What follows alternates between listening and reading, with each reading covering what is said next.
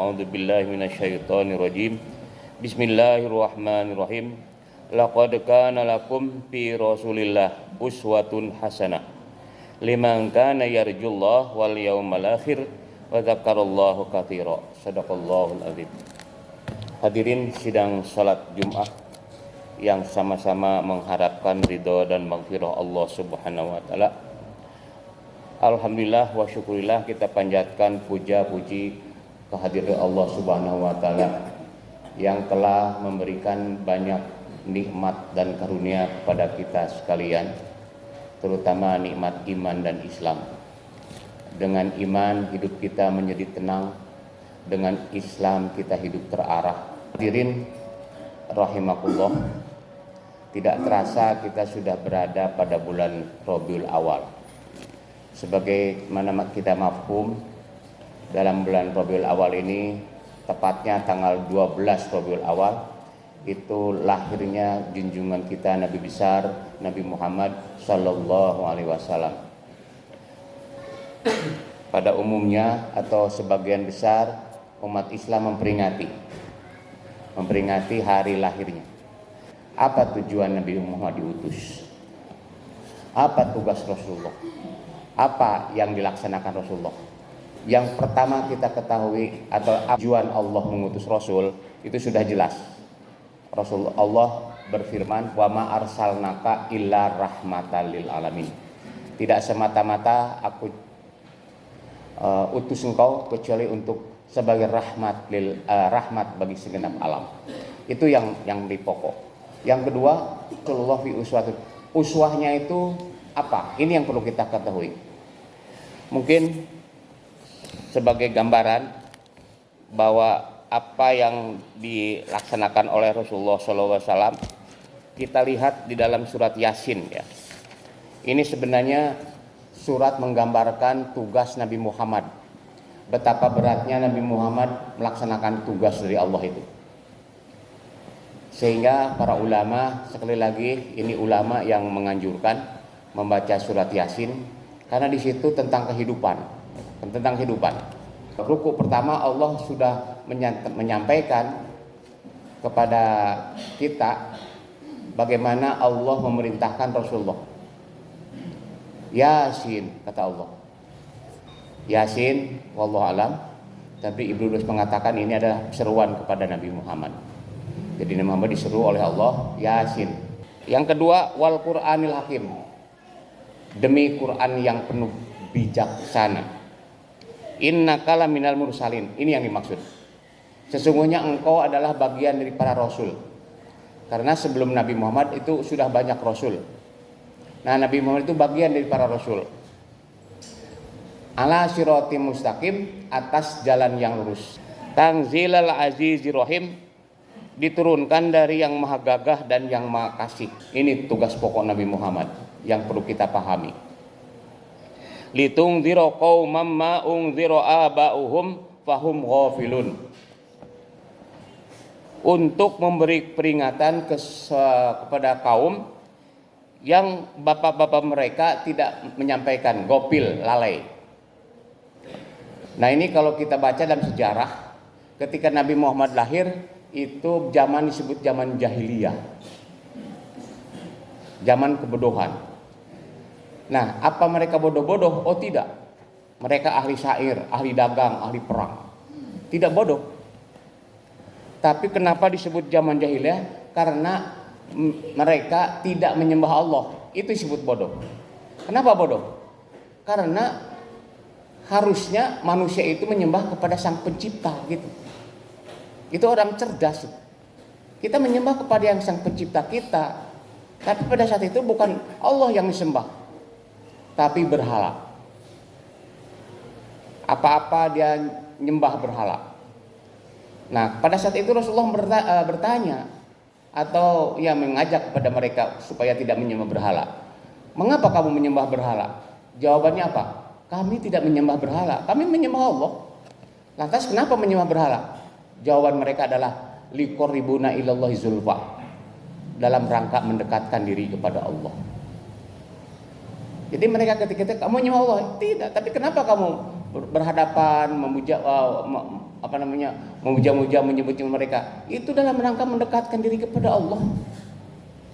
Hadirin rahimakumullah, kalau kita yang Nasrani, kita tanya, kenapa sih kamu menyembah salib? Itu kan Yesus yang sedang disalib. Kenapa kamu menyembah sana? Jawabannya apa? Mirip sama dengan jawaban mereka zaman jahiliyah. Kami menyadari banyak dosa. Gitu menyadarinya.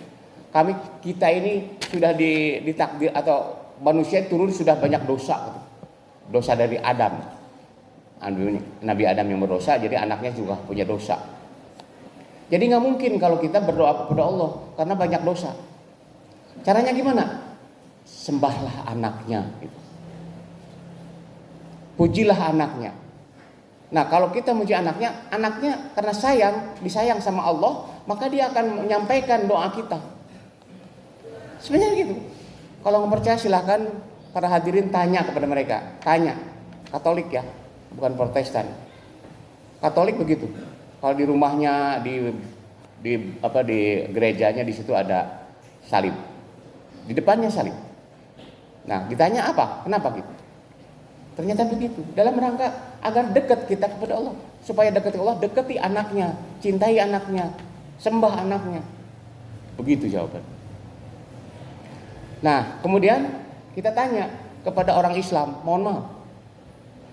Kalau ziarah ke para wali, jawabannya apa? Sama. Kita tuh banyak dosa, tapi para wali kan sudah wali Allah, kekasih Allah. Kita datang ke sana. Kalau kita berdoa kepada Allah atau mendoakan para wali, insya Allah para wali itu akan menyampaikan kepada Allah. Itulah yang dilakukan oleh umat Islam. Sadar maupun tidak sadar, seperti itu. Jadi kalau kita bandingkan zaman dahulu dengan sekarang sama, jahiliyah. Apalagi kalau Hindu, Buddha. Sama. Mereka menganggap kalau pada Sang Hyang Widi itu sangat jauh. Maka kita harus lewat kekasih-kekasihnya atau aparat-aparatnya itu. Dewa itu aparat Sang Hyang. Hanya banyak dewanya. Siwa, Brahmana, Wisnu, macam-macam. Tergantung keyakinannya. Kalau dia takut kepada bencana, kepada musibah dan sebagainya, maka dia dewa Siwa. Supaya tidak mendapat bencana gitu. Dan seterusnya. Jadi hakikatnya Nabi Muhammad untuk mengingatkan kepada kaum yang orang tuanya tidak memberitahu kepada mereka. Walaupun kata Allah, laqad haqqal qawlu ala aktsarihim fahum la yu'minun. Sudah kepastian mereka itu kebanyakan tidak beriman.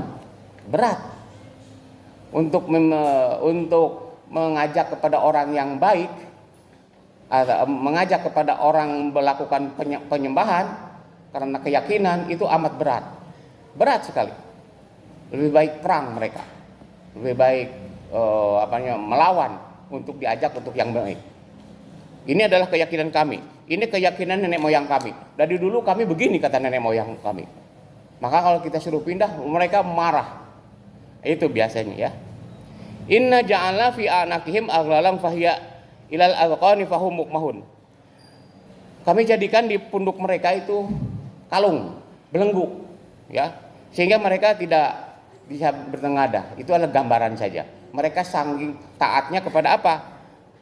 Ya, wa ja'alna min baini aydihim saddaw wa min khalfihim saddan fa aghshaynahum fahum la yubsirun. Nah, ini gambaran saja, belenggu dalam lehernya, mereka tidak bisa bergerak. Ya. Oleh apa? Depan sadan, belakang sadan, penghalang. Para mufasir menjelaskan sadan itu adalah budaya, adat. Makanya di Sunda itu sudah heran antara budaya dan agama apa baliut. Ini agama apa budaya? Ini fungsinya. Mengapa dalam Islam ada khutbah Jum'ah? Coba diingatkan kembali. Jangan sampai kita itu jauh daripada ajaran kita. Bukankah kita dalam setiap sholat berdoa, ihdinas siratal mustaqim, ihdinas siratal, tunjukkanlah aku jalan lurus. Nah, jalan lurus dari mana? Bisa saja lewat mulutnya para ustadz, para penceramah, para khotib. Bisa saja. Atau kita membaca buku. Itu maksudnya. Nah, kalau kita sudah diberi petunjuk, ini salah. kemudian kita tidak mau menerima, berarti doa itu maksudnya apa? Atau mungkin kita sholatnya hanya ritual saja, hanya supaya menang surga, sholat yang penting mah. Tapi nggak ngerti apa yang dibacakan dalam sholat itu nggak ngerti. Apa maksud sholat? Hadirin rahimakumullah. Jadi itu salah satu tujuan Rasulullah adalah untuk memberi peringatan kepada kaum yang orang tuanya lalai dalam tujuan. Nah di antaranya tadi, jadi tugas Rasulullah itulah litung diro, untuk memberi peringatan. Kemudian uswah hasanah. Uswah hasanah itu bukan hanya sekedar ritual saja, bukan hanya sekedar sholat, tapi Nabi Muhammad uswah dalam semua aspek kehidupan. Kalau kita berpolitik, harus lihat bagaimana Rasulullah berpolitik. Kalau kita berekonomi, bagaimana Rasulullah berekonomi. Kalau Rasulullah berjihad, bagaimana Rasulullah berjihad. Itu semuanya ada aturannya, mencontoh Nabi Muhammad. Karena Nabi Muhammad sebagai uswah. Rasulullah bagaimana berkeluarga, bagaimana Rasulullah berkeluarga. Rasulullah mendidik, bagaimana mendidik anak. Itu semuanya sudah ada dalam Al-Quran maupun dalam hadis. Hadis menjelaskan apa yang disampaikan oleh Allah dalam Al-Quran. Bagaimana yang pertama ditanamkan oleh Rasulullah kepada anak-anaknya adalah tauhid. Apa? Ada dalam Al-Quran. Misalnya surat Luqman, dalam dialog Luqman dengan anaknya. Ya bunayya, hei anak, la tusyrik, jangan mensyirikkan Allah. Itu sebenarnya pendidikan itu harus ke sana. Politik, bagaimana Rasulullah politik? Sedikit kita singgung. Rasulullah itu hidup dalam pemerintahan jahiliyah. Apa ini maksud jahiliyah? Yaitu jahiliyah tidak berhukum kepada hukum Allah. Itu jahiliyah namanya. Nah, Rasulullah hidup bernegara atau bermasyarakat di bawah kekuasaan pemerintahan jahiliyah, dipimpin oleh Abu Jahal, Abu Lahab, dan seterusnya. Apakah pernah kita dengar Nabi Muhammad bekerja sama, kumpul bersama dengan pemerintahan mereka? Tidak ada, nggak pernah. Rasulullah mereka. Tapi kalau sholawat ya berdoa, jangan pakai genderang-genderang dan macam-macam. Itu penghinaan terhadap Rasulullah. Kalau sholawat sambil joget-joget, naudzubillah min dzalik. Nah itu salah satu zaman jahiliyah begitu. Kalau memperingati ya nggak apa-apa sebenarnya, supaya mengingat ulang tentang siapa Rasulullah dan bagaimana yang harus dicontoh kepada Rasulullah apa gitu. Nah itu yang dimaksud. Barakallahu a'lam. Hadirin rahimallah, dalam khutbah kali ini mari kita bermuhasabah masing-masing. Yang pertama, apakah Islam kita sesuai dengan apa yang diajarkan Rasulullah? Yang kedua, apakah tujuan hidup kita ini sesuai dengan apa yang ada dalam tuntunan Allah dan Rasulnya? Yang ketiga, apakah sholat Jumat kita ini hanya sebagai ritual saja? Disampaikan oleh mubalik, oleh khotib, oleh ulama, apa yang memang seharusnya kita laksanakan. Jangan sampai mempertahankan keinginan kita saja. Insya Allah, kalau kita sesuai dengan apa yang disampaikan Rasulullah, bagaimana hidup yang sesungguhnya, insya Allah kita akan dalam jalan Shirathul Mustaqim.